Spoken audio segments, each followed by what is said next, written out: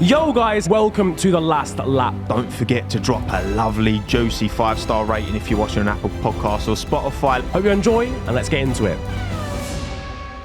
Welcome back everyone to The Last Lap podcast, in your ears, in your eyes if you're watching on YouTube. And Niran, I think this is one that if people can choose this time to watch on YouTube, yes, and maybe not so much on audio only, although you should follow us on Spotify, Apple Podcasts and all that. Yeah. I think this is a visual one, if any. Yeah. You're gonna see things today that you can't put into words. No, you truly can't. On the audio version. Words will never do it justice. Words will escape us. Because today's guest is just that handsome.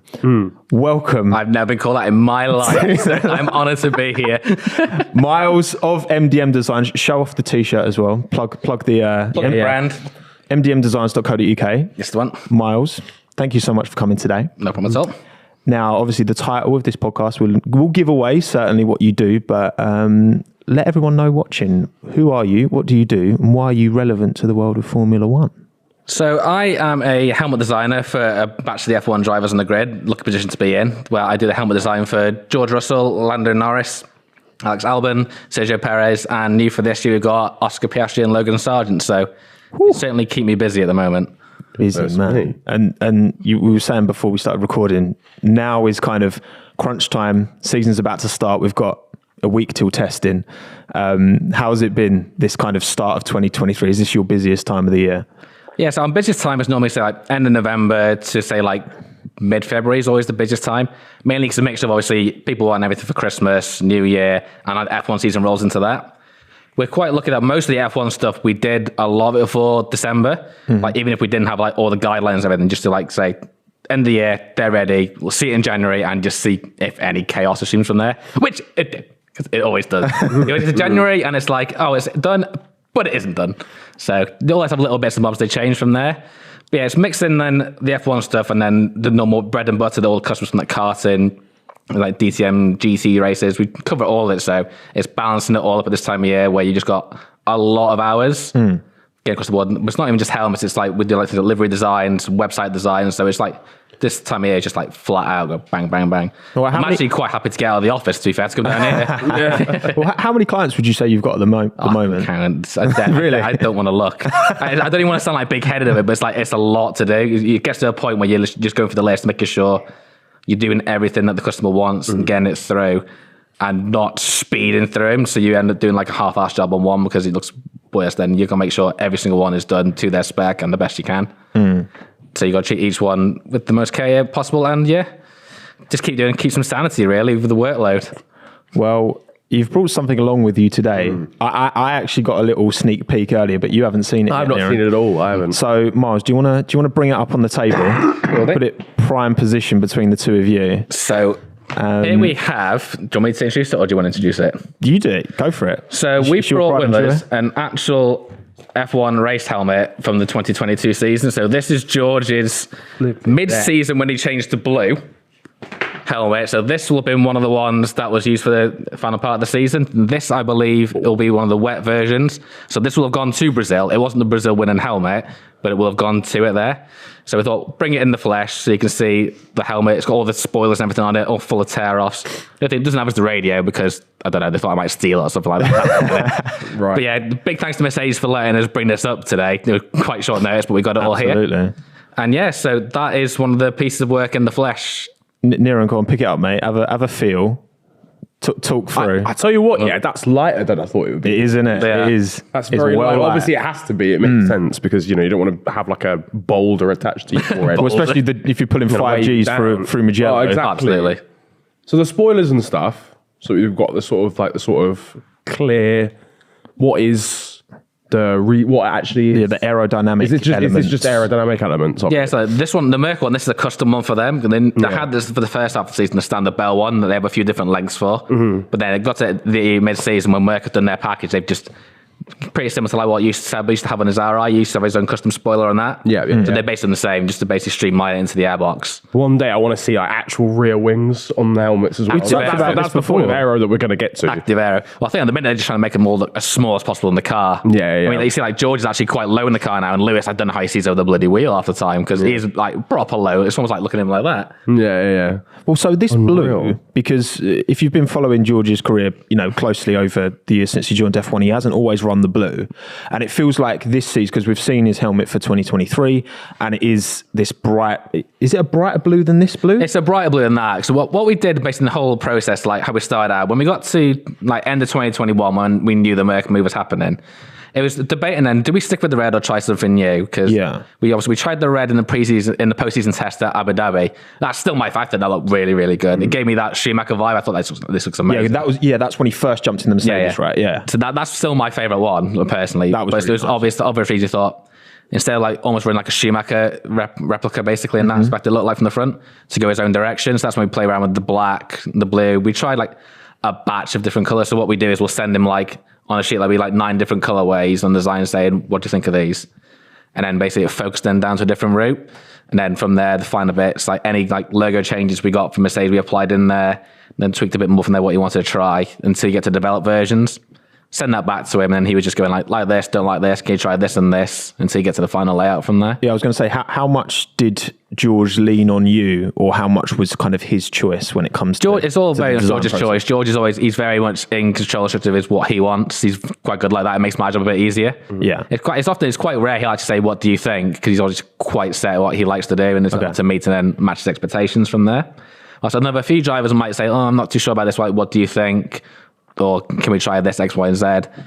So some of them will be like, Alex is a good example. He's so laid back on it all. Yeah. Just come on, say, I want to try this. Will do. Yeah. But nice. Alex is one of the easiest ones to deal with in that aspect. And you have a few more that want to try like everything. Like Lando's very much like that. It's like he'll try a lot of concepts to get the one he wants. Yeah. Because he's quite artistic as well. It's good to see someone's like, he cares about it that much that you'll put the effort in and go from there. Even if you end up like 40 concepts at the end of it, you've exercised pretty much everything to get what he wants at the end of the day. And obviously, there's the design element to this helmet, but also there's the sponsors. It's a livery, isn't it? It's a livery. When people think livery, you think of the car, but this is as much a livery design as the car livery design. You've got, I guess there are certain restrictions that are they given by Mercedes, where you've got Monster Energy, CrowdStrike, Police, blah, blah, blah. Yeah, so most of them, I'll send you over like basic schematic. These are all the logos on there.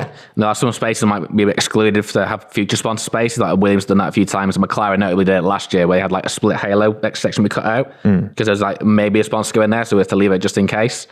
But yeah, a lot of them, they'll send like the size they have to be, the location have to be, and like color variants. Like what it was with CrowdStrike last year, it had to be either a red band or a white band for Georgia's stuff. So he had to like, when he went to the blue, it's like, this sticks out like a sore thumb. Yeah.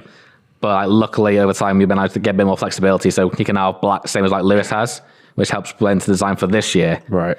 Whilst some of the brands are like quite like they say, as long as the helmet has got the logo visible on the background, it's fine. Whilst others will have specific brand colors. Like Monza has to be on black.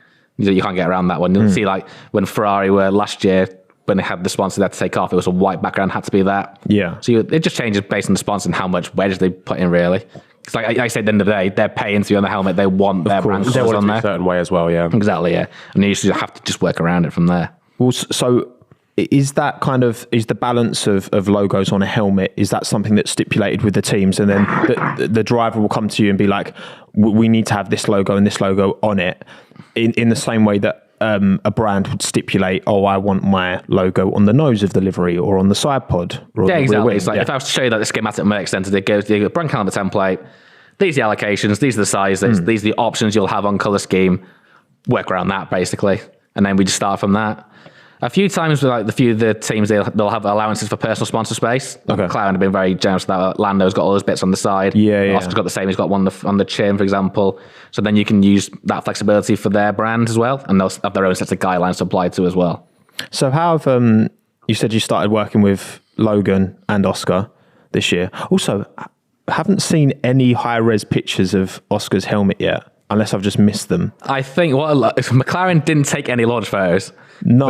Which we normally wait for the proper launch photos to go with any post just so we get clearance so we can do everything like that. Yeah. So we're able to obviously do Lando because he revealed it from there. But Oscars, they've not released any, so we can't post it. Yeah. So we just do it on purpose. We have to always get permission for the photographers to use anything on our posts and everything. Of course. You don't channel anyone's toes because... Like with McLaren, they have this rolling thing at the visor stickers. They always change them every single time. Yeah. And you don't want to like post the wrong one. They say, can you do the other one, please? Yeah, of course. Obviously, if you have to delete an Instagram post and put it back on, it just kills it completely. So how have they been like to work with? Because I know Logan's helmet in particular is really embracing the American flag, and Oscar's has got the Aussie flag on the side. But how have they been to work with? Are they quite involved and quite interested in making something, or are they a bit like... I imagine Kimi Räikkönen probably... Oscar's laid back.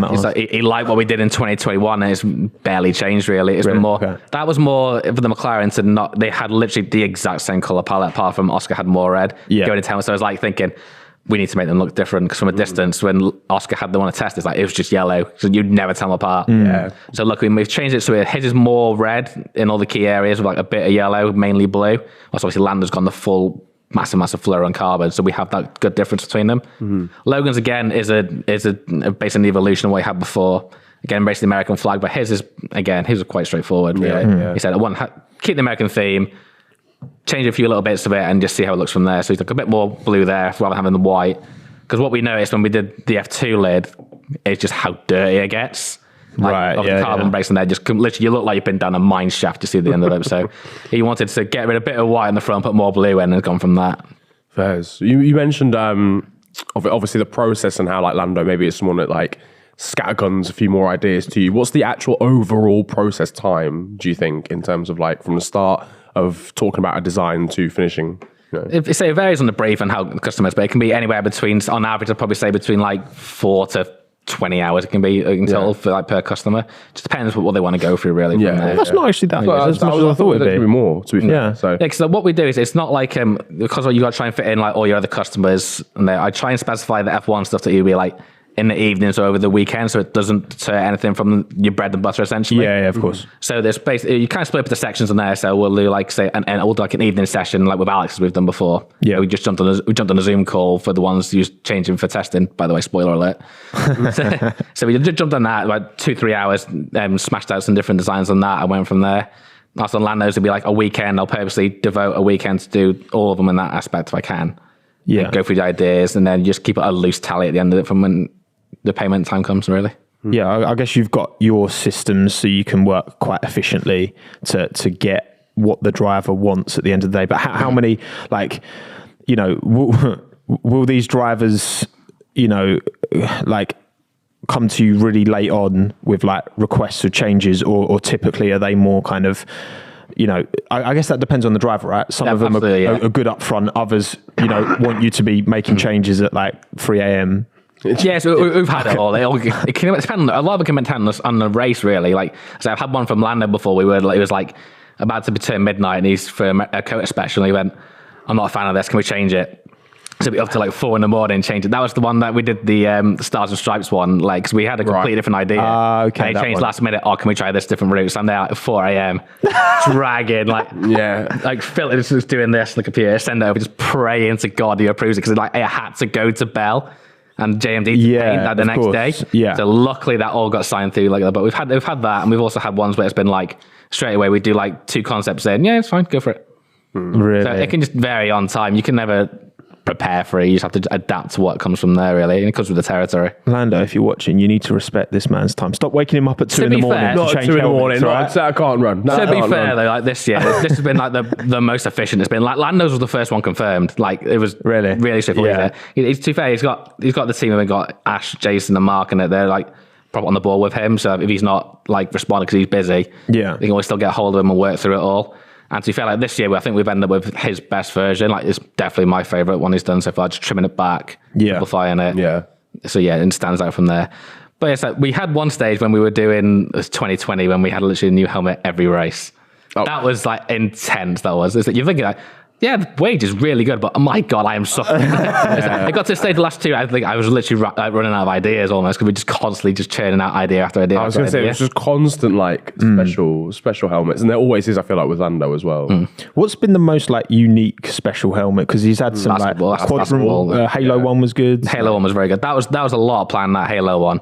The worry with that was we wondered if you actually do it, because obviously it's like got this combat theme. You don't know if they even approve it. So luckily, because the video game aspect, they get away with that. Yeah. But that was a good big process in that. A lot going on. That was very, very cool. But I think the basketball was the one that there was a lot of stress on the quadrant side as well from oh yeah, I did feel for Jamie and that, because he was being peppered left, right, and centre. Poor kid. It's like I'm just doing the colour and I'm doing the easier bit. Yeah, because it was to coincide with the Halo esports team launch, wasn't it? Yeah, exactly. Yeah. So you needed to make sure that couldn't afford to be delayed. That had to be that specific week. Although it did, from a distance, look a bit like a Brussels sprout. Yeah, that's the one. Sorry. That's the one thing I was worried about. In the early concept, I was thinking, where goes the cabbage? The cabbage. From the early concept stage, we were thinking, why don't we do like? I was thinking at the time, why don't we do like a skin, like you can do like a certain like a color Master Chief helmet? That's what we tried that initially. We tried like a gold one, a bronze one, stuff like that. Thought, it looked really good at night. But then it just fit. It would be like almost like it's not Master Chief anymore, which is why they went back to the basic one from there. So I think it came out quite well. It looks maybe like a Brussels sprout to those who didn't know what it is, but I think I know people knew what it was to get the idea. If you do, you knew. If it didn't have that visor, then the people would think, "What the heck is this?" What is this? As soon as they saw the orange, it makes sense. Yeah. The basketball one as well, by the way, the texturing on that, I actually genuinely half thought like if you dropped it on the ground, it would bounce back again properly. To be fair, a lot of that goes down to what JMD done it. I don't know how he did it. He didn't really disclose how he did it, but it's like it literally looked completely real. I was going to say, so to explain, so obviously you do the designing, but then it gets sent off to JMD Designs. Yeah, so like JMD will paint Lando's, he paints a few others, and each driver, certain people will paint theirs, like Ufi are doing Logan's this year, Bell paints George's, etc., and like Mad 56 does Alex's. Yes. Different painters do them. But yes, JMD, he has a way, I don't know how he does it half the time. Like sometimes he'll get it really late and it just turns out how you done this. Or like this effect for the basketballs. Again, how the heck did you do this? Well, have you ever considered going into that process as well? Because then you could own the entire thing, right? Yeah, when I first started, I did a course with someone we worked with on painting. I remember doing all the masking and that, and I realised straight away I have not got the patience that I can do this. Because mate, like, it's an expansive process. Yeah, this is it's just so intricate. Yeah, and it's like even like the fade, the gradient. It's like if you go wrong slightly. Oh yeah, you have to put the layer back down. It's like that. You just have like it's actually like when you see these up close. The attention to, and also the fact that it's on kind of it's not a flat surface as well. And also you've got to make it symmetrical, so you have to do a line down the middle, get it all lined up symmetrical down there, mask it down pretty much first time and go from there. And I think it's very underrated, the job that the painters do when they have to turn around at like stupid timelines sometimes. Because I can't lie, there are so many different like sort of layers and intricacies to this. Exactly, yeah. So this is relatively, the complexity in that is mainly like the drop shadowing around there, because a lot. Can you get it on? Easy try if you want. Surely not. I think he has a big. My head's definitely too big. I think he has a big head. I mean, Seb put his helmet on really easy, didn't he? A wham head, so I don't. Hey, he's in. Don't worry, Mike. I will clean it before it goes back. Sorry. Niran's very clean. It's fine. Okay. How you feeling? Huh? My ears are very squashed right now. I'm not gonna lie to you. Well, we've got the thumbnail, haven't we? There we go. Hello. You feeling a bit? Yeah.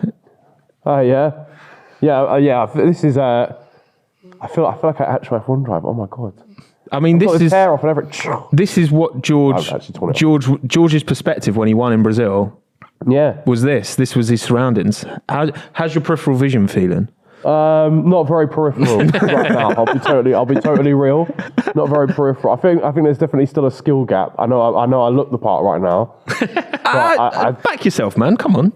I reckon you could have him. Get him on F1 2022. Yeah, you'd be 101 and sort it out from there. Both in full gear as well. Make it happen. Full kit wankers. Love it. Well, so these drivers, obviously, you say like in 2020, Lando was, almost had a helmet every race. Are you going to be able to get that off yourself? Or no, he's fine. He's fine. Oh wow, he's struggling. Oof. I like to watch you struggle. Goodness me, it's fun. What do the drivers do with all these helmets, man? Because they just like seem to. Have just you seen Lando's room? They're just everywhere. That's what I mean. Yeah. Like, well, a lot of them, they'll keep some of them. They'll give some to the team, some to sponsors, etc. Okay. Yeah, And yeah. sometimes like the paints will take one back. We very rarely get a few of them. We keep asking, and it's just waiting for them to turn them around. Yeah. It's like, please, can I have Like, a you few guys of made them. please? Come on, like, It's like, can I have some more, please?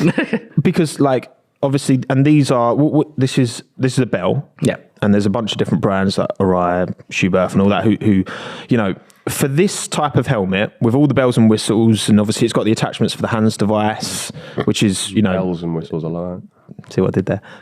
That wasn't intentional, but there you go. Please send check. How much are we looking like?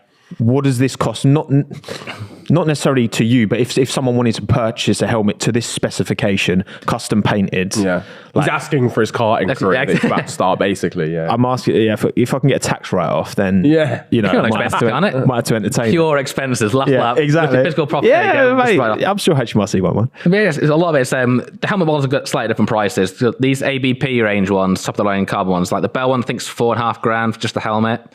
Like the Arrow one's about $4, the Stilo is about $4, the Schuberth is about $5. And then once you count in like the accessories, these are prototype, but like most of the spoilers will be like say 80 to 100 quid depending on what you get. The visors itself like 140 plus.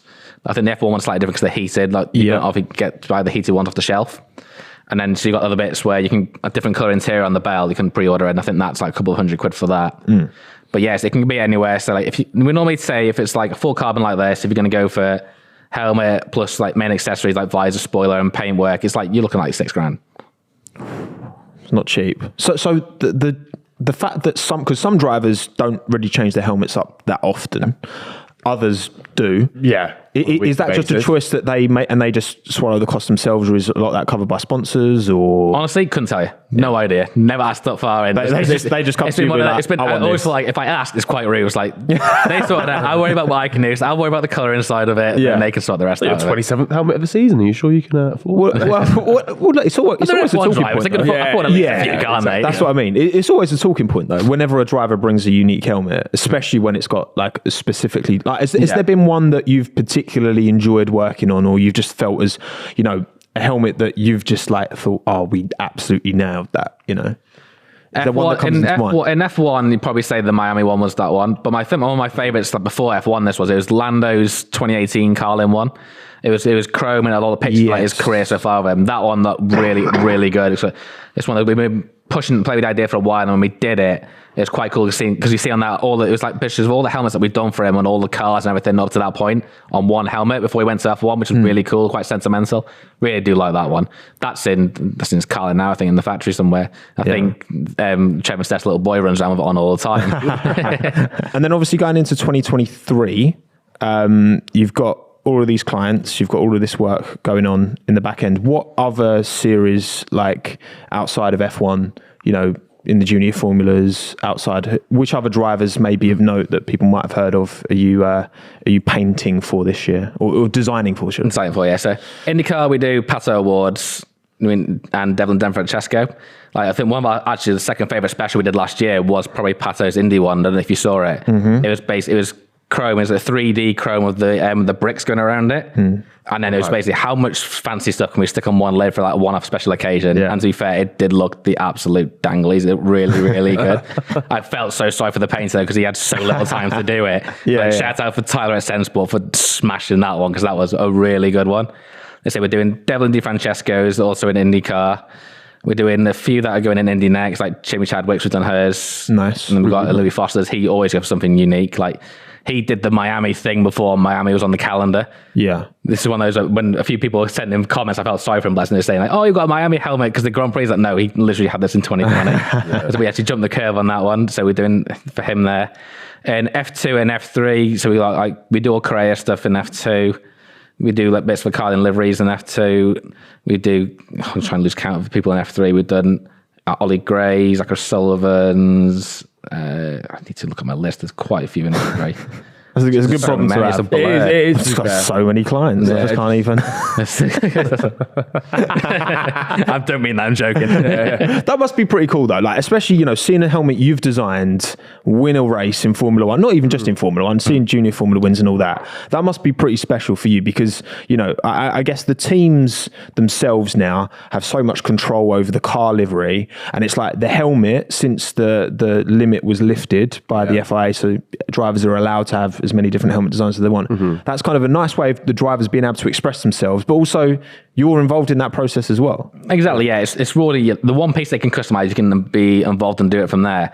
But the main bit about the job that's been like probably like the biggest impact is a lot of the clients that we've got, like even like now in F3 and that, a lot of them we've basically like worked with some karting, and that's the one that's been really rewarding. Like personally, like George and Alex, especially, not just George and Lando, sorry, that we've done them since karting, and we've known them since they were literally like this big. Yeah. Like, I've known Lando quite literally. Oh, literally, Lando, when he was in RL and RFM, he was literally like 4'8", bless him. He was so small. And then you've seen that, oh, he's my size now. And you remember doing his stuff all that time. And same with George, we soon went to F4, we did all this stuff from there. We only did Alex's from, say, like F1 aspect. But when you see a lot of them go up from karting when they've been like in like 8 years old in cadets, some in the junior categories, and they're going up through the ladder, it's always really cool to see like, they've actually like, they've stuck with you through that time as well. And then you see them go up and up, like, having success. That's the most rewarding thing for me. Yeah, because when you first met them and first started working with them, did you, because obviously I'm sure you work with a lot of, you know, youngsters in karts, did they really stand out as being like, oh, I actually think these two might get to F1? Obviously it's easy to say in hindsight. Put an extra hour into the helmet design. Yeah, You're like, yeah. Oh, this one might actually make This kid's special. There's always a few you see, especially in karting, like, you know, that kid is absolutely shit hot. He's really, really good. Yeah. He or she. They're really, really good. And then just a few of them you see, like, it then depends on like kind of like the break you get in single seaters. Like the first 2 years of single seaters can easily break or make your career. Yeah, And then what avenue you go by. Yeah. But like, there's a lot of them, it's like you'll see like a few of them will be like, even if they go the GT route, you can still always have like success from there. Like Jake Dennis, I think, was like the first, like, in terms of the ones like the big name clients, I think he was our second ever client when I first started doing it properly. And he's obviously in Formula E, like fighting for the championship in there now. So like, Ollie Rowland's again doing the same. So it's one of those, you see him in car, I think that guy, he's good. So it's always good to get him on board, and you see him going to F4. It's when you get to the stage where you see how they progress from there, it's always really interesting. Yeah. Because they're so dependent on if they get in a management team, if they get in a program, or just how generally well they do adapt into it. Some are slow burners. Some will come in there, sway and smack, like Lando went bang, bang, bang, bang, got to F2. Whilst George's was a bit like he won F4 and then had the 2 seasons not been, basically went in Premier, you weren't going to win at that point in F3. Yeah. And then she went in the ART, went bang, bang from there. Yeah. Some of them can just do that. Some of them will be like steady burner, and you'll see they'll have a year, then smash it, or a year or two, then smash it. Yeah, there's no one route. I was gonna There's say, certain drivers like George, like Matt Scholl. One. Yeah, Max as who, well. like win everything, like, you know, dominate through. But that's not the only Yeah, exactly. route to market. Exactly. I think a lot of it's been kind of because Max was such an exceptional case. Yeah. It's kind of shifted the perspective to put a lot of pressure actually on the drivers coming up. Yeah. And like the sponsors to think, oh, has he won this? No, I'm not interested. I think it's in a way that you'll find more of the gems, but it makes a lot of pressure on the young drivers. I don't envy them at all. I think if I was that age, I don't think I'd be able to mentally cope with it. Well, I feel like it's shifted. Like how old is kind of acceptable for a rookie to be.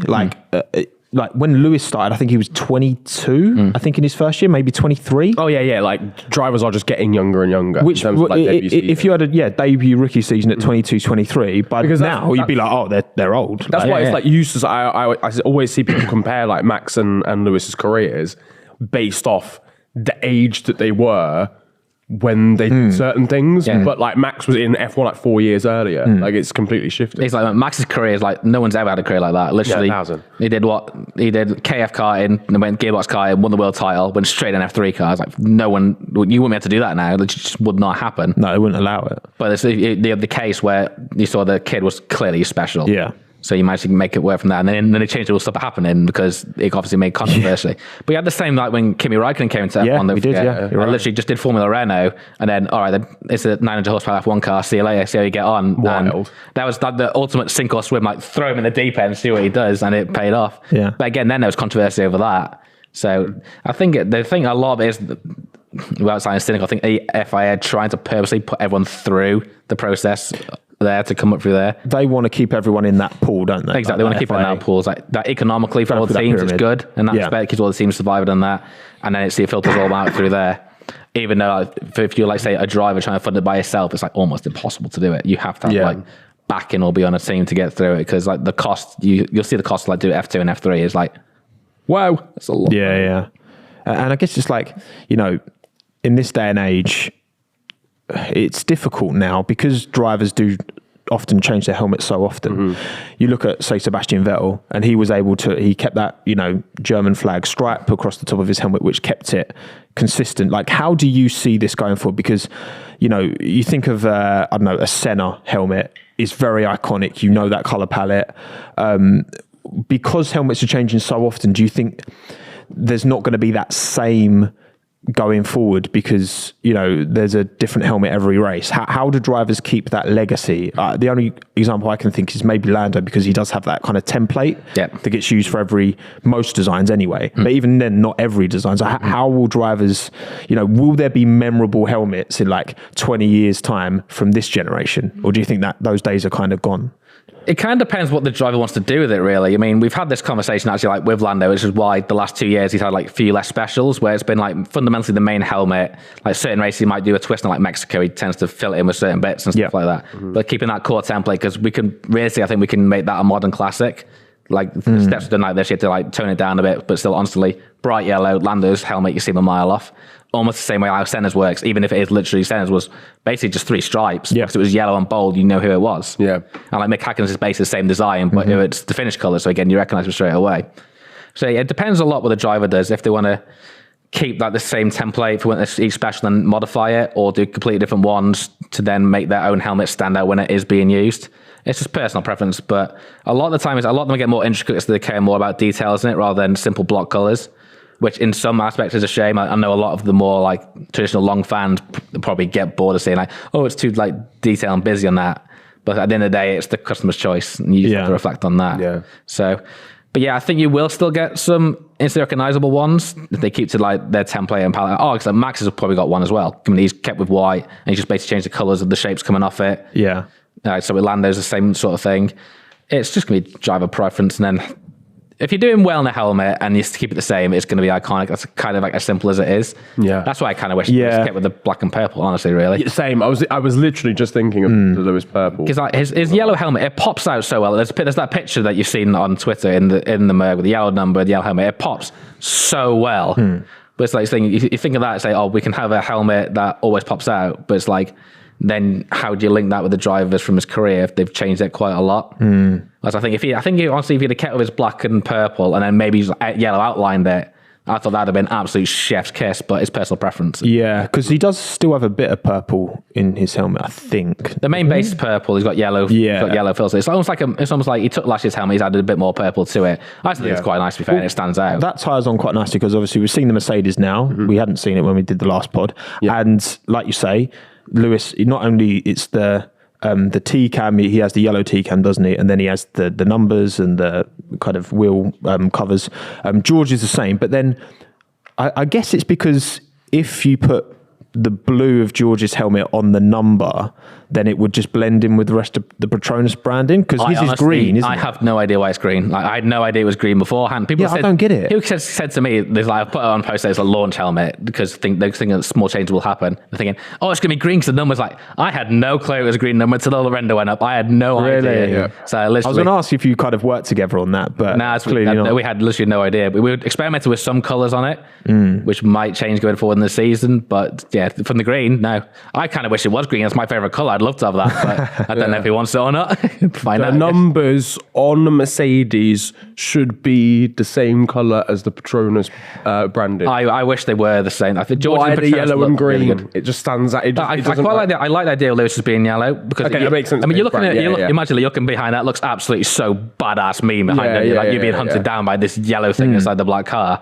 So George's, I think they had to be Petronas or blue. That's what I mean. Like, I think the team made that choice. So. Yeah, Lewis is able to make that work because the helmet's yellow and it all kind of ties in, and there's that. Makes sense. And it's clear, like, you think, oh, okay, it makes, I think, Lewis probably the most discernible driver on the track now, because well, the base cars are all black, so it really pops, but then straight away you'll see the neon hits and you'll be like, oh well, that's clearly Lewis. Like Crofty should have a easier time, I think. If he says, here comes Russell, and it's Lewis. There's no excuses now, Crofty. That'll just trigger everybody. There's no excuses now. But so what did we make of the car and the launch? Because again, you're as a livery designer as anyone else. You just specialise on helmets, but you've done car liveries in the past as well. What did you make of what Mercedes brought out? I really like the black. I kind of like the silver when it came out last year, but then when you see it on track, it just looked like it got drowned in like all the Petronas green and there's so much carbon on it. It literally just like a pale silver, so it didn't quite work.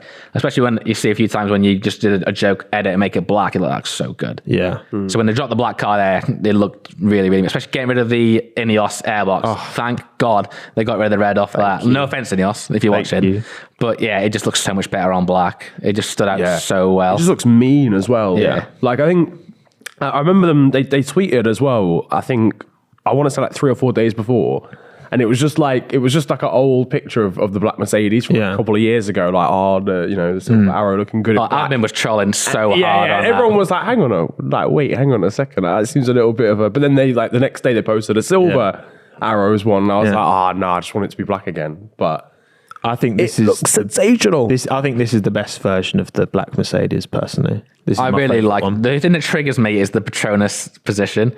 I know why it's there, like how it is, because the extreme curve on the side pod. Because true. It's almost like in no man's land. I'm like thinking, can we just move like nudge to there or put the icon on it?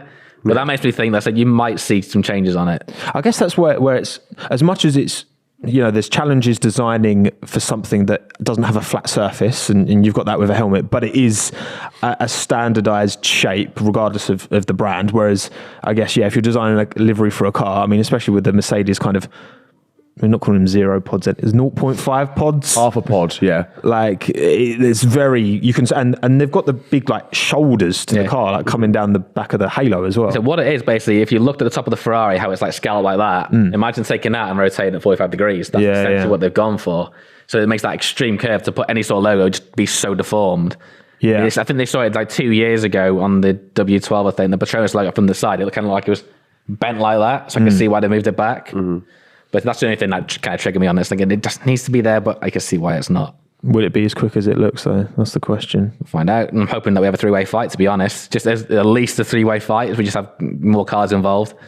Do you find yourself like, are you able to really get into the competitiveness and have like strong feelings about the sport, or are you just so focused on the design element? You back your driver. It's like football. You back your team, don't you? Yeah, drivers. Whoever you. Wait, what if like Lando and George and Alex are scrapping on track, and they'll take each other out in a massive stunt, and we just turn Instagram off for a week, and then come back later and smoke something later. All your drivers beefing in the group chat.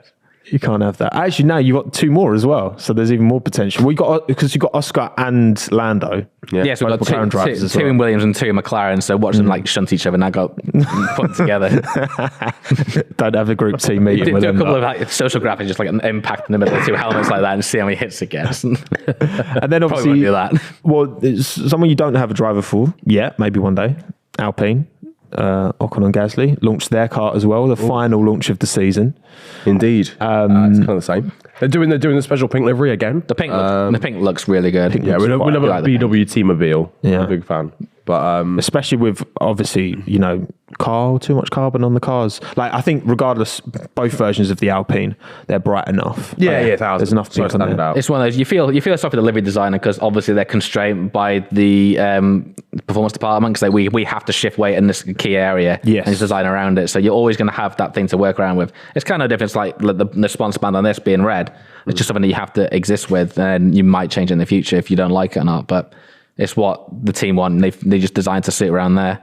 I can see why so many people are angry about it, all the carbon everywhere, because it kind of does take away a lot of the team's identity in certain places. Yeah. So the McLaren is more carbon, but I think the McLaren works, to be honest. I quite like the McLaren. Yeah, because the fact the rear wing of the McLaren actually has more papaya than last year. Yeah. So I think they've just kind of maybe moved it around a bit. I was going to say orange again, but you can't say that, can you? No, I got told off. It's got to be papaya. Yeah, Did you get the dressing down? But yeah, I just think it's one of them that I think Alpine are at the weight limit. They've said they are, and that they can add ballast to kind of shift that The important one, they always say weight target, which you guarantee is always like a few kilos less in case they add bulk on. Like when Williams changed that concept last year, even though it made the car faster, it made like a way heavier. Yeah. So it's that they always have to have that balance if when they add in new components, or if anything like say fails in testing, they have to reinforce it and they have that buffer in there. Yeah. It's just always that. I think on a livery design, there's far more considerations than it is actually on the helmet. Yeah. I feel a lot more sorry for when they've got like this logo's gonna be here on the exact background. They can't go around this curve because of the flow or how it's assembled and that. There's more considerations than that. Or half the car's going to be naked because we are fat and heavy. We need to make it lighter. Yeah, because you had when BWC came in, I mean, that Alpine livery in 2021 was gorgeous. It's pure fire, wasn't it? It was so nice. But then they had, last year, they had the red map free, but then they had the pink. Yeah, I think of red and blue. I was like, oh, it's too much. It's one of those, like, from a distance, you can see past it. It's more like when you first see all the render shots, you're instantly drawn to like everything on it. Yeah. But by the end of the year, you'll see the car and you think, oh, it looks really nice with the blue and pink. I quite like the blue and pink from the start. It was just literally like that piece of red, like triggers you. Remember when Alpine turned up with some green on? The casual, that was nasty. That was terrible. That was they terrible. took a beautiful thing and they should have gone full casual for that. They should have gone white car, green and red. Yeah, full like the rally car. That would have been phenomenal. That would have been really, really you got to go all in. Sean, please, for God's sake, make this happen in the design department. Sean Bull, shout out. Sean a ball. What? The Alpine launch was at the Alpine launch was at Printworks. I'm surprised you and Aaron went down there, I was going to say, I felt left out. Do you not I was there in the corner with the Jaeger bomb, like, you show that car off. I saw someone post, it was like they were really strict with like no drinking, no like, no nothing. Because I guess they didn't want leaks as well, right? So it's still a press event. Yeah, at the end of the day, I get, but bold in a nightclub. But Alpine ran the car on the Monday, and then some photographer, I think, went to the hotel. They did not think, they didn't think about that, did they? Someone could rent the hotel out. They should definitely just put the hotel out. Just don't put a livery on it if you're going to test it. All of a sudden, what's wrong with you? So they're just like an Alpine just pretending that there's no leaks, and then every single post the top comment is just the leaked high-res photos as well. HD 4K picture. And the to be fair, you've got to have watermark some on sort of leak to give us something to buy on, haven't you? Yeah, but that wasn't a leak. That was a dam breaking. That was the whole car. The Alpha one was a leak when it just appeared behind it. And we saw the picture of the car. Oh, there it is. That looks nice. I like a leak when there's an air of it might not be real. Yes, exactly. When it's so low resolution. Exactly. Or like it's just like half pixelated. Yeah. That it's like, oh man, someone might have made that. Yeah. But equally, it might have just been taken from like 3 miles away. Sort of vibe. That's the best. That's a proper. That's a leak. That's a proper leak. That's by definition a leak. Yeah. It's just a small little. Taken on like a telescope or something. Exactly. You got that gem, and then you see the quotes where you go bang. Then hit a banger, then don't they? Yeah, exactly. Of all the helmets you've done, what do you think's gone down the best amongst the community? Because you're pretty active on socials for standard or special. If we went to buy likes, it's always hard to go buy likes because you can geo target a lot of them if you want to as well. Like if I wanted to get a load of hits from Mexico, I can just promote checkers purely in Mexico, and you guarantee it's going to get blah blah blah. Yeah. But like I think the most popular one we had was, I think because it was at the hype at the time and the algorithm was well and truly in like up more posters' favor, was when George did the Mert drive. In 2020, that one popped off like really heavily like that. That was I think that's the most liked one we got. Aside from like a concept car livery we've done. But I think after that, Miami probably was definitely, that went down like extremely well. It's on Twitter, which is going everywhere. It's such a simple, good. Like, did Lando come to you with that idea? Yeah, it's him and his team that they came up with the main idea for it. Because initially it would start off being like about a jersey, like a Miami Heat style jersey, and played around with that. Yeah. And then we went to the basketball thing. We were kind of always like changing the colors of it. And then Ash and Jason on the team just say, should we just make a genuine basketball and stick Lando on the back instead of Wilson? No, try it. And it just slapped. It just worked so well. Just keeping it simple just worked. And just that is the thing. It is simple and like on the face of it, but it just like it stands out so well against the it was just so obvious what it was. And then to be fair, they did it so well in the fact that you can promo it so easily as well. Yeah, exactly. Let's just go to the basketball stage, throw the thing around, you've got absolutely great content all the time. I've got to say, and it's not simple, but I absolutely love what you've done with Checo's helmet this year. Like, is Checo really involved in the process? Does he? He's the one that's probably like, we're quite lucky that most times with the drivers, we can get like one-to-one with him on like WhatsApp or stuff like that. Okay. By the team. But Checo's is the one where we had the least contact with him, but to be fair, his sister and his manager are always really on the ball with it. Okay, yeah. Like we did 2 helmets this week we got signed off, which is quite quick and done. But yeah, I like his helmet a lot compared to last year, because last year he went to that normal Red Bull yellow, which I just thought it just looked so much blander than the fluoro, and then this year brought it back. The only thing that like gripes it this year is obviously you have to work around the permanent colours for Clara and Telcel for the standard helmet. Yes. Which kind of diminished a bit of the yellow on that, but because luckily Max's is so different in that aspect anyway, it doesn't look too similar. Whilst last year from a distance, they did look very similar in the car. It was quite They did. frustrating. Yeah, you're right. Yeah, because Checo brings quite a lot of personal sponsors, doesn't he? He has the most on the lid, like by far. Really? That's what he has. Claro, Telcel, Benorte, Cavax. Red Bull sponsors, Cavax down there.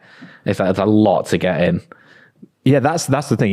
It's tough to like make when you've got so many logos to make each one pop Exactly. enough and not just all blend into each other. Not forming from there because like obviously then you also got the Red Bull that takes up like 60% of the side anyway, of and a few course. of their parts. Look at the buy bit's quite small, but check against the front of the helmet as well. So it's just fitting it all in. It's always a bit of a compromise. I mean, Red Bull they're quite good. They're a lot better than they used to be back in the day, where they were really strict on color schemes, especially for the juniors. It's like they've almost like mellowed a bit now, where you get a bit more flexibility in that. And to be fair, they get a lot of stick for every helmet's a Red Bull. Fundamentally, yeah, it is a giant Red Bull logo. We looked at it from a side, but when you consider like what they put into a lot of drivers' careers, it's like you take the hit on that. They're kind of justified, aren't they? Yeah. I mean, we got good flexibility last year. A few special, like the Austria one being mainly red. Yeah. Like Max done the Spa one being bright orange and chrome orange stuff like that. So they do allow for the special ones. Yeah, exactly. It's just not as frequent and there's not as much freedom as you would get to say to someone that's not in the Red Bull program. Yeah, and it's just that stipulation that the side has to have just boom. Exactly. Yeah. About 11 of those running around in F2 this year. Oh, that's the car is the problem. That is the one problem I have with F2. Try and spot the driver. Good luck. Oh yeah. I feel so sorry. Alex Jacobs is going to go mental. How's he going to pick all that out? Well, they're all Red Bull cars, but they've all got slightly different sponsors. So if you don't know that, in Formula 2, you've got tons of drivers. Is it actually 11? It's not 11. I think it's I hope 6 or 7 though. It's a lot. It's like There's a 6 lot or of Red Bull drivers, so you're going to see probably a lot of Red Bull liveries. Fittipaldi. Fittipaldi's will be the Iwasa. easiest. Iwasa. Fittipaldi's got bright yellow pods, so you'll spot him. Yeah. But So the rest they're of like them are, all the same car, but then they've all got slightly different rear wing Lawson sponsors still as and well. Yeah. It's Super Formula. Oh, Super Yes. Formula. Yeah, Oh, right. he got a bit of flexibility on his lid this year. His lid looks very nice. You'll like that one because it's your brand I haven't colours. seen that. Oh, is it? It's your brand colours. I'll send the invoice Liam in the post. I think Alex sent him one first from Japan. Yeah. Well, look, obviously we've seen all the F1 car liveries now. Let's do a quick top 3. And we do have an expert in the building as well. So That's very generous your word. opinion is fact. I'll send the check back in the post. Yeah. Bands in check. What we Yeah, I was gonna- what we think that's, in terms of our third favorite to most. I'm just trying to think, and we can include the pink BWT Alpine actually.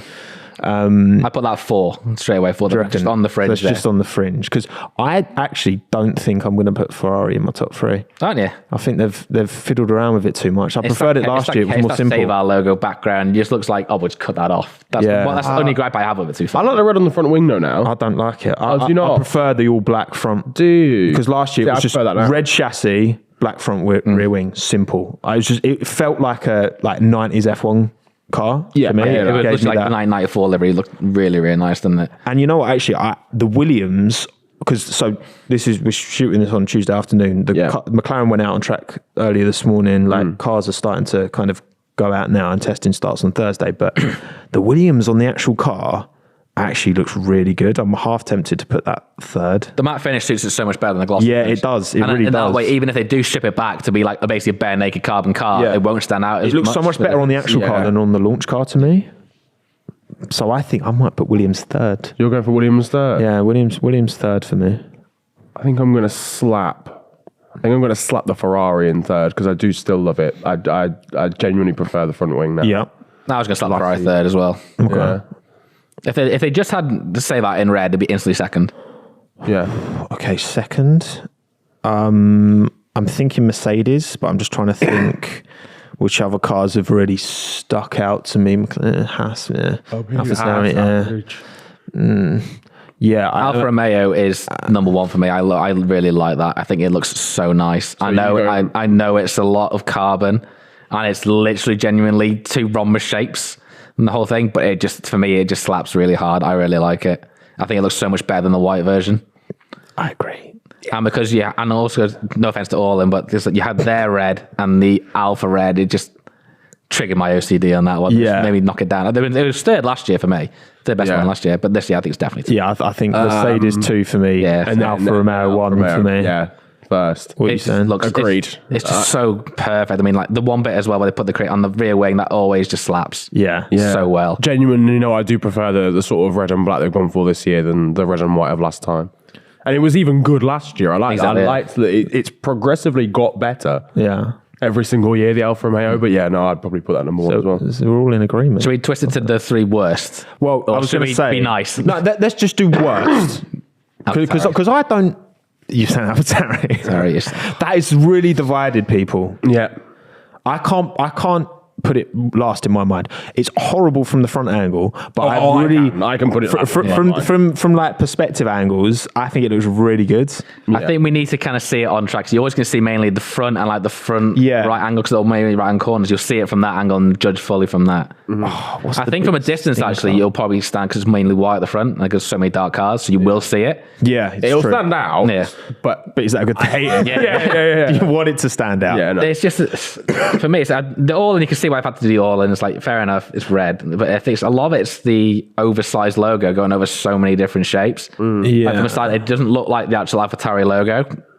Whilst last year they had it basically fill out the engine cover, and it just fitted there like You're right. a gem. It did. Really, really nicely. Yeah. Even when it was like on the older cars, when basically the side pod and the engine cover was one, Yeah. it fitted really nicely there. This is the biggest it's been, and I just don't think it works on pods sticking out. When we spoke about it last week, I said it just looks slow, and I don't know how to describe looks that. slow. It doesn't look like it's going to be a good car. I just realised that I didn't put Aston Martin in my top 3. I think I actually replacing Williams with Aston Martin. It's Okay. third in my list. No, worst livery. I actually think I prefer the AlphaTauri is down there. Don't get me wrong, because I actually think like I know that they're not all as colourful as maybe we'd like, right? But I think in isolation, I think they're all quite good. Mm-hmm. I think I prefer the AlphaTauri to the Haas. So I think I'm going to put Haas last. Put Haas last. Sorry, Gunnar. The thing that gets me with the Haas, Your if you block now, isn't if you took a Haas, Can you double check if you're still blocked, by the way? Shall I Yeah, go on. Yeah, go on. we'll check. You go. carry on, Mark. if you looked at if you took the Haas launch photos and then you swapped that white for yellow, Yeah. you have basically the Renault livery before they changed to Alpine. I think if you change that, you'll change your idea of it. Yeah, maybe. I think it's too fiddly. Like there's some like weirdness I think it's the going bits on the side pod. sides. If I think the side And pod was they've, black, it hatched would be better. and I don't know. And just from the front, it looks like. Don't get me wrong. Like the 2019 Haas was like my favorite livery that year. I think it was 2019. I The love Rich Energy one. Or Oh, no, it wasn't that one. No, it wasn't that one. The one that after one. Rich. The one after the Rich Energy, Energy. yeah. Yeah, that one I loved. Yeah. It was just like really colour blocked, and it was But yeah, this is too fiddly. Euro Carly, and then there was, Yeah. Yeah. It's 2020 that I really liked. That was my favourite livery on the grid that year, but no. yeah. Sorry to break everyone's hearts here, but I am I'm still blocked. blocked, Still man. blocked. 4 weeks after the start of the hashtag Free Niran campaign. The movement's not got enough momentum. Yeah, there's not enough momentum on this movement. We need to pick it back retweet up and like, again. please, everybody. Yeah, come on. All right. Also, wanted to speak on something briefly that came up in the news cycle. A little excerpt from an interview with Max Verstappen, talking about his dream team, himself excluded, Right. Okay. from this year's kind of what role does 20 he have? drivers, Is he just 19 like CEO? drivers. Yeah, I guess he's Lawrence Stroll in it. You know, he's, Right, he's okay, sitting on the back, bankrolling. and then This is my bank balance. I will have who I want, Yeah. when I want. Yeah, Let's yeah, make yeah. it happen. Literally, yeah, basically. Yeah. No, so he went Horner as team principal, and then Fernando and Lando. So Fernando, Orlando combination. the experience of Fernando, Lando and Nando. the youth of, Yeah. Yeah. exactly. So Well, they've raced it before, haven't they? They did Daytona, didn't they? and they So were, they worked each other before. they were almost Was that McLaren the green teammates, lines? weren't they? Yeah. Or could have been. Things gone a little bit differently. Yeah. If Alonso had stayed put, then Sainz probably wouldn't have gone to McLaren and Or then, Ferrari. Or Ferrari. Yeah, yeah.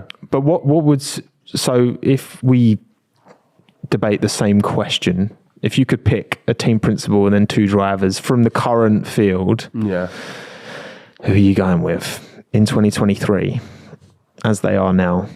I'd have to say like two different options. If I was going for one that like the most exciting one you could probably get. Yeah, that's a good idea. actually. The most exciting one I could probably get, and there would like just like I think it'd be fireworks for two different ways. You'd have, I think, and how they manage it. I'd put Toto as team boss, and I'd put Max and George together because of how much I know George. How now he's like quite methodical in that way, and Max is a bit more brash, but he's still just insanely good. Yeah. I think that would be a proper cauldron for action in that one. I think it'd be great to watch that. Yeah.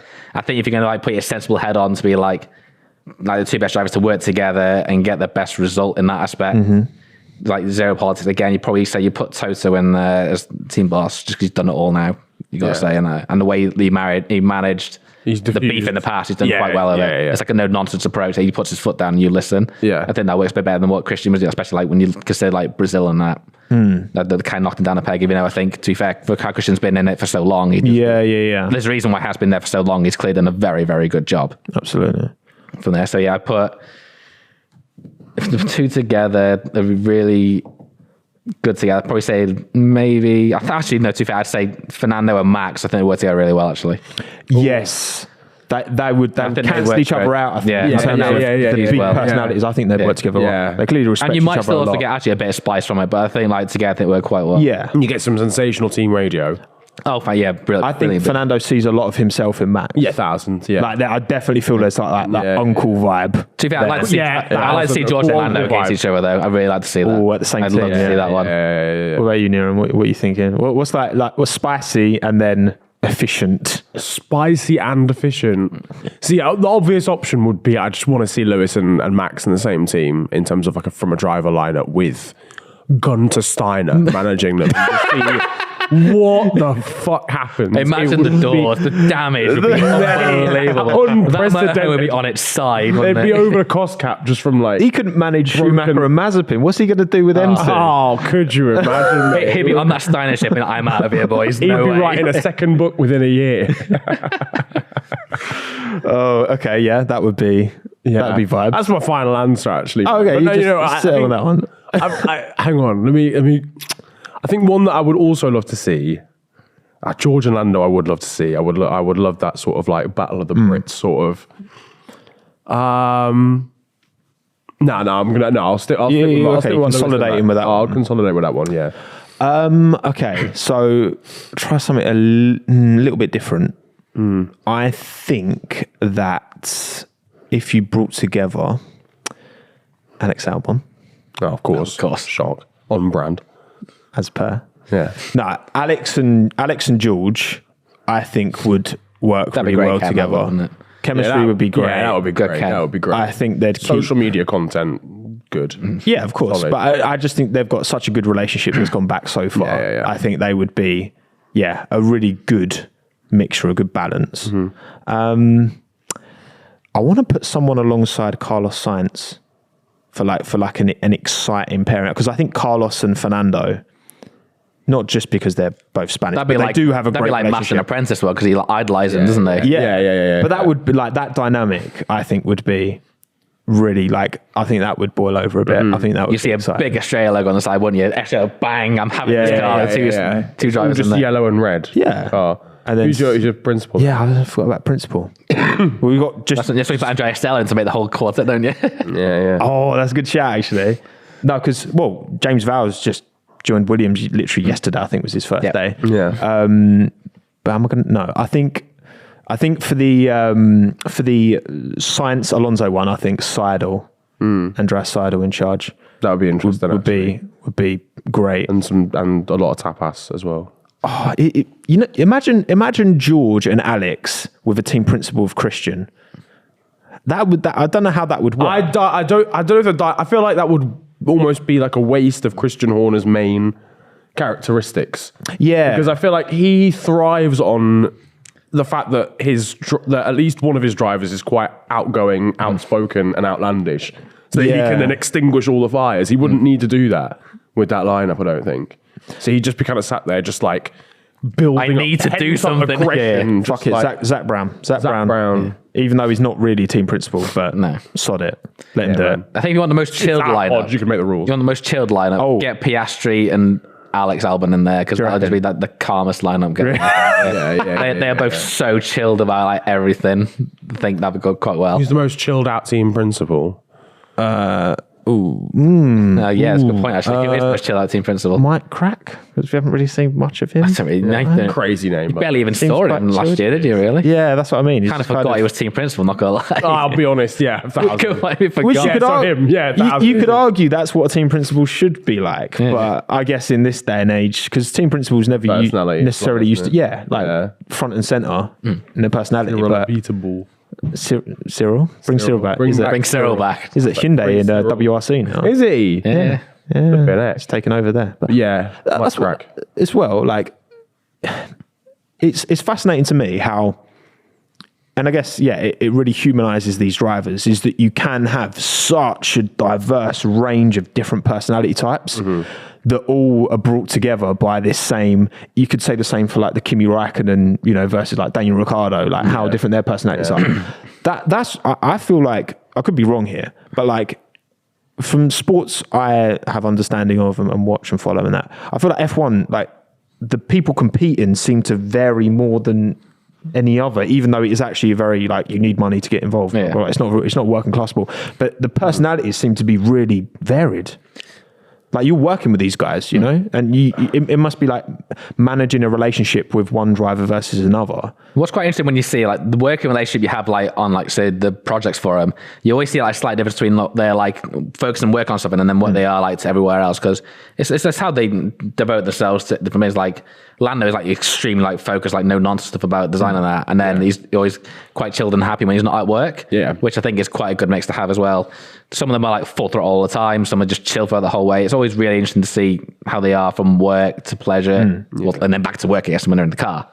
That's the other way from that. I think you've got more personality to say than ever before, minus Kimi Räikkönen. I think if you had him in, you had definitely the most diverse one. Yeah. I don't think they'll actually let a driver be like him ever again. I just don't think it'll happen. Yeah. Just with how sponsor oriented it is now and how global appeared. I think if you were like Kimi Räikkönen, you have to train. You just have no chance. Yeah. Which is a shame. I love Kimi. Same. Love Kimi. But I like to think as well where social media's opened everything up. These drivers we are seeing their genuine characters as much as we can, because of course, like they're going to have a wall up, but when they're discussing designs with you, like. And being creative and doing something, I'm sure like if a driver wants lots of different designs, they must be invested. Like we know Lando's got a bit of a background in design himself. Like, it must be nice to kind of interact with these guys in something that isn't just, you're not worried about getting caught out in the media by saying stuff and like being misconstrued or whatever. Allowing you to. You can just be passionate about exactly the normal person. Like you'll hear them say like, what the fuck is this? And it's like, this is shit. And it's like, it's refreshing. Like you never get to see that bit about it, and they'll say from there. So savage. Exactly. This makes me do my job, doesn't it?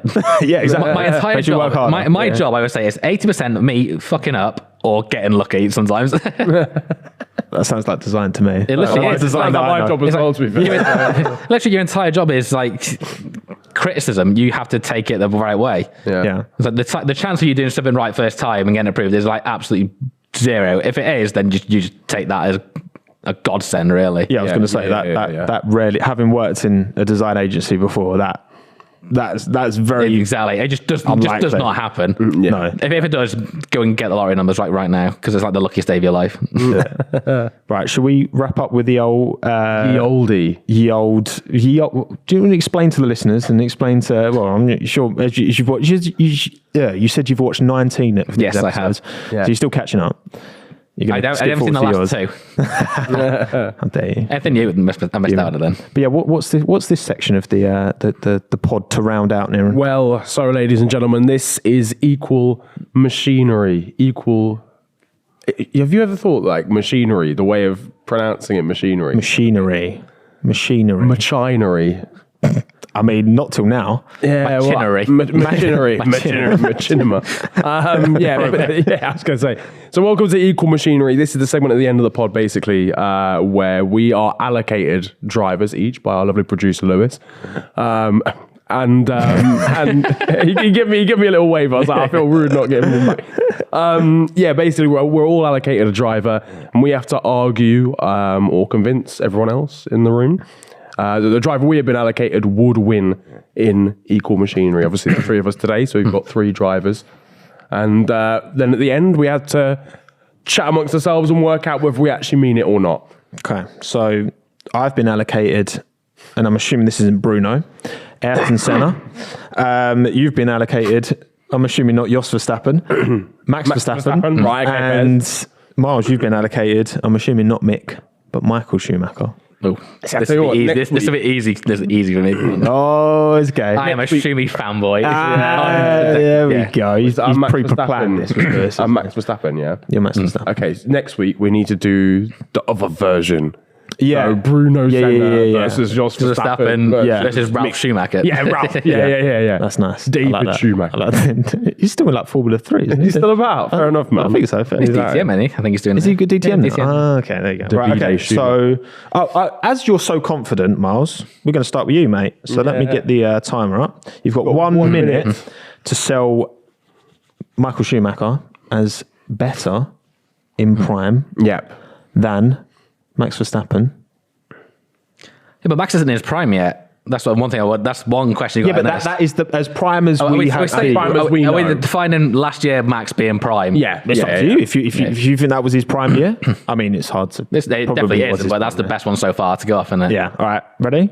3, 2, 1, go. See, the way that Michael went about racing and the test and dedication to it, like you'd argue what he did completely transformed how drivers are now. Like all the fitness and that, and the dedication to testing, and you saw it on track. I think his best season arguably was 97, 98, where he took a car that was like at one point nearly 2 seconds of the pace, and then took it to the final round. I mean, they go on about Fernando's 2012 season. And then I just raising Michael in that area of how damn good he was, and just had no right to put that car where it was. And it was like no surprise almost when he absolutely dominated those seasons in 2000, 2004. I still reckon he's like the greatest of all time as a package. If he was putting him down as the greatest of all time, I'd probably vote for that. God, I didn't even need it. Didn't even need to talk about this. 47.99 seconds. Yeah. And it was very convincing as well. I'm not going to lie. That's somebody. That was said with purpose. That was said with. That was from there. When it comes naturally to there's no waffle. Yeah, no waffle. Like us trying to like me. explain why Pastor Maldonado is the greatest of all time. Like, You should have done something like that. One race we have. Don't worry. You should have done something like Sean Gallard to get to F1 and stuff like that. You should have said something like that. Bless him. What a hero. AFC man himself. He was entertaining though. He was entertaining. Yeah, he was. And to be fair though, banging lids. Yeah, You've seen really. his lid game is fire. Yeah, Like, he did one that was a pure like Nike Jordan helmet, which was like amazing. Oh, Like, that's really good. And he did the KFC throwback. bucket as well as a troll on himself, which is fantastic. Big fan of Honestly, that. check his Big lids fan of are that. like proper good. He's Like, got to really good compensate. lid game. Got to compensate for. I have to check that out. Right, come on then. Max Verstappen, Niran. All right, you're going me. next. Yeah, All you're right. going next. I have the power. Okay. You ready? All right, cool. Go. Now, see, obviously you spoke about how Michael Schumacher had revolutionized some of the fitness stuff and the mentality of Formula One. Max Verstappen has revolutionized the fact that you can get into Formula One without even having a driver's license. This guy got into F1, crazy age, he came in. Carlos Sainz, who was an extremely good driver as well at Toro Rosso, came in and at the age of 17, 18, was giving him a run for his money. Then jumps in a Red Bull. First race, boom, wins in Spain. Last year, absolutely dominant. I mean, we're talking like what was it, 200-point lead over Sergio Perez? Yeah. Who we know is obviously a very good driver, like a tire whisperer, someone who always extracts the maximum out of his car, and he slapped him by 200 points. Do you understand how wild that is? Beating Lewis Hamilton, arguably slightly better Mercedes.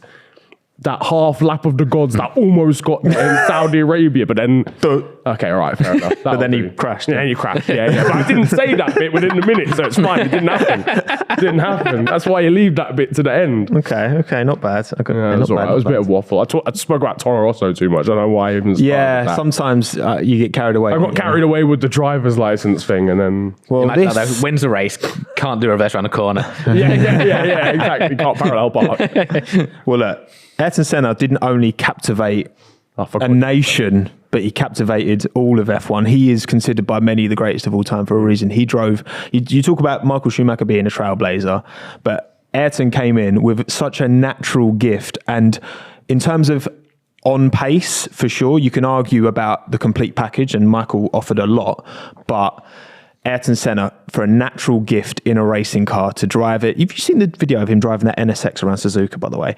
That the way that he, when he went round into Lagos, when he only had fourth gear and he could barely, he was like collapsing on the podium. This man drove with complete and utter, like, there was an intuition and instinct behind his driving that you could argue has never ever been replicated, because it just came so naturally to him, coming through where he came through to take over F1 and still be revered in the way he is as well. I think says a lot about Senna being the greatest of all time.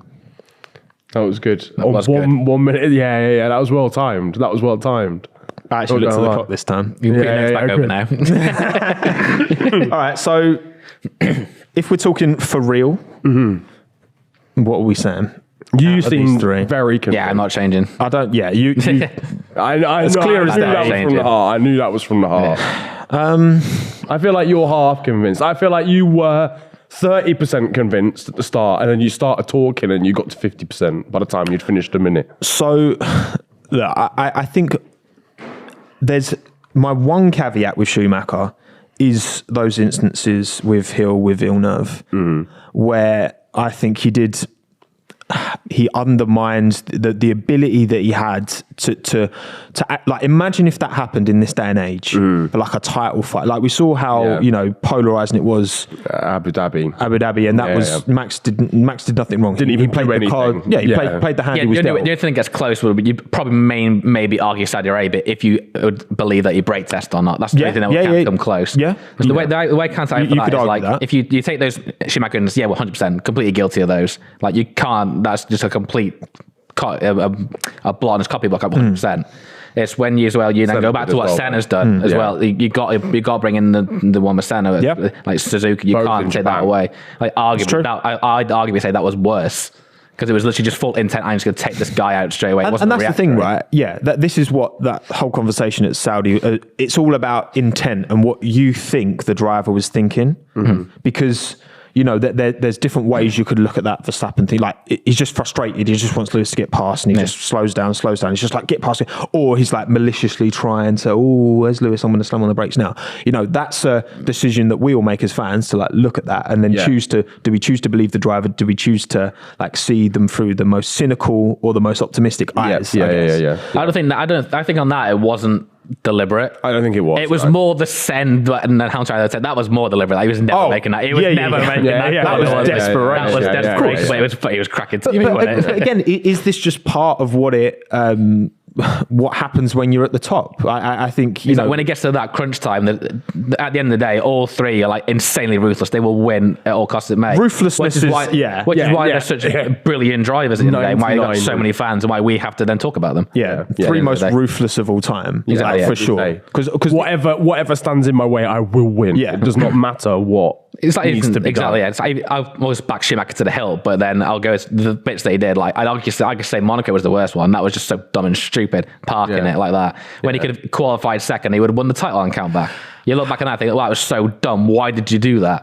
But that's the worst case. You were starting second. You were going to just follow Fernando home and get a load of points rather than follow Rosberg the whole entire race and finish seventh or whatever it was. But that's what's difficult to when Fernando, especially I think it was last year, maybe the year before, when he, we kept talking about, what was it? I think it was at Sochi when he cut the corner and he did it strategically to get through.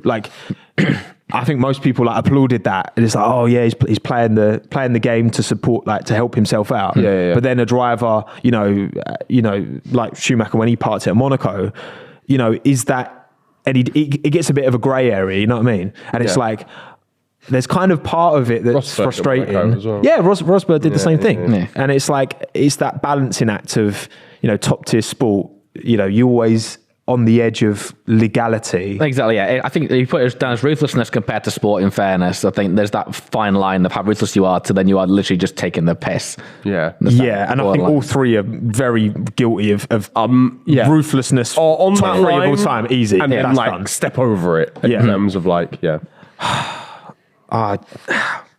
You know, part We should of have it the as fourth well- one and put Hamilton in there, and it would really mix it up. Jesus Christ. That's an accident waiting to happen. That was just literally the comments would just be like, just turn them off. Yeah.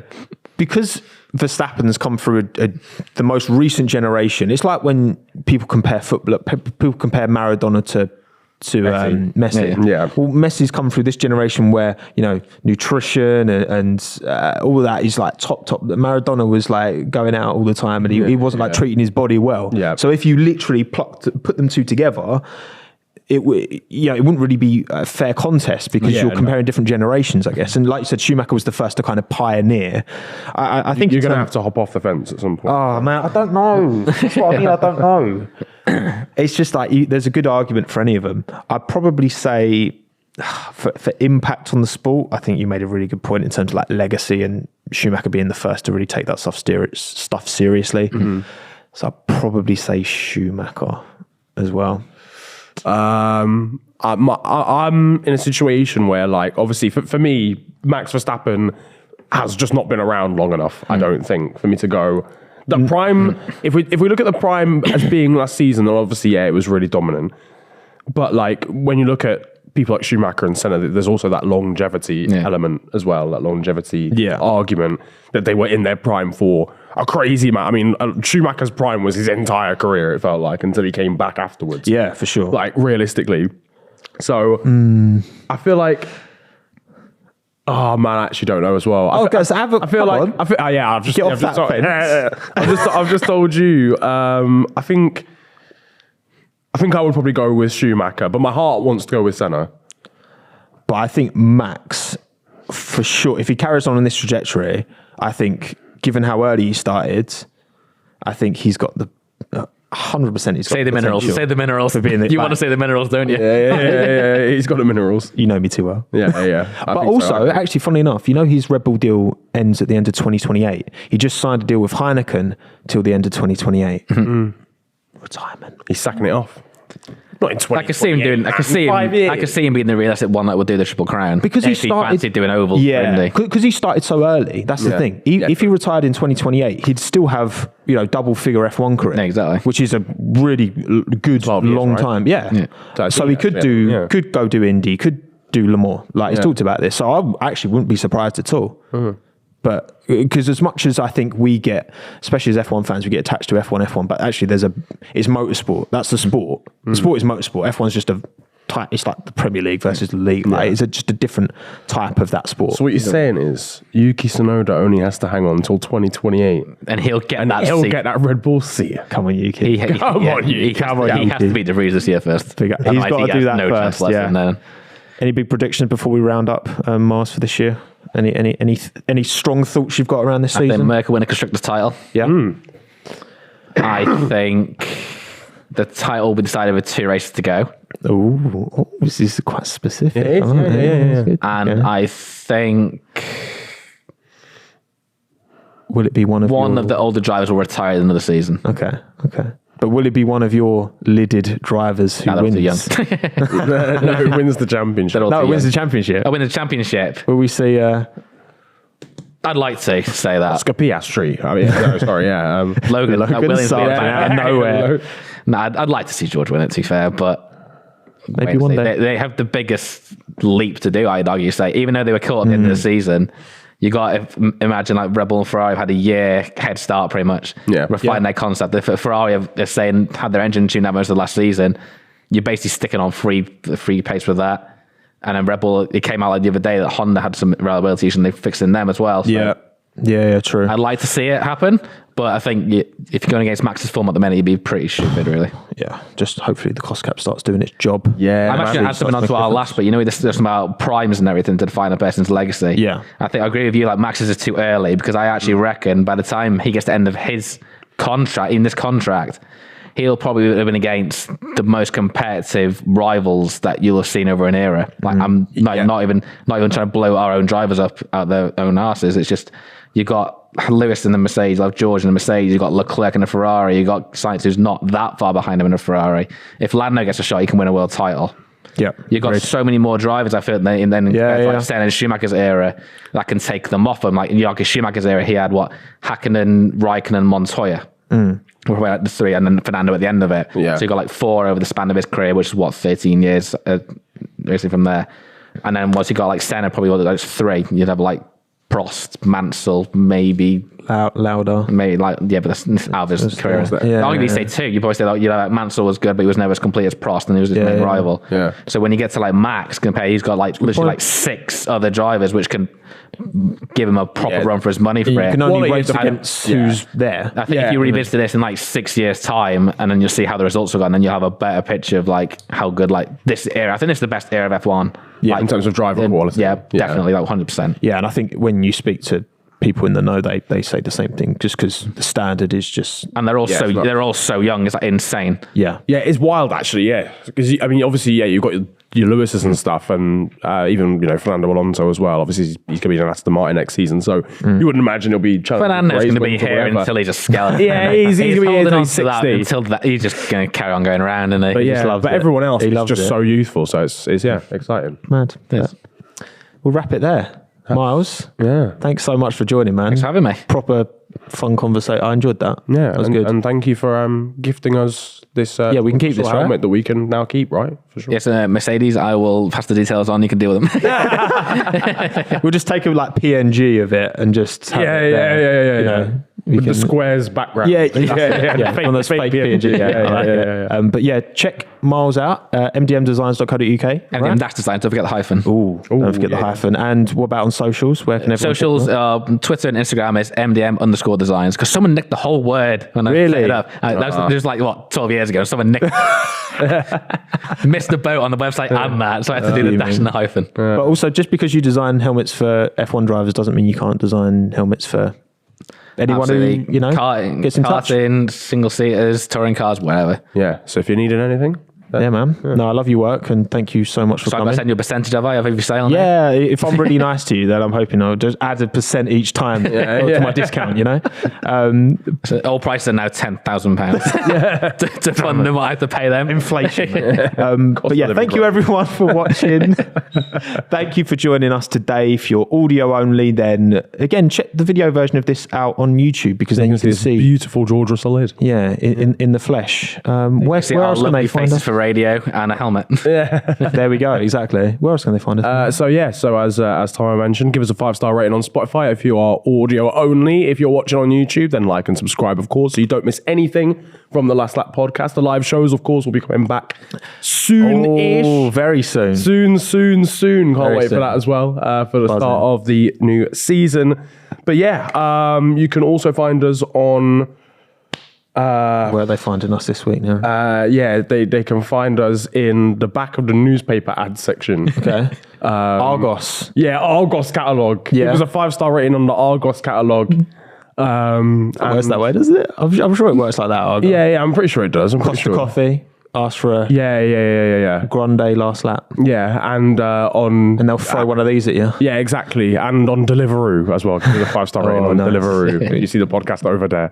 But ladies and gentlemen, thank you very much for watching. We'll see you next time. Adios. See ya.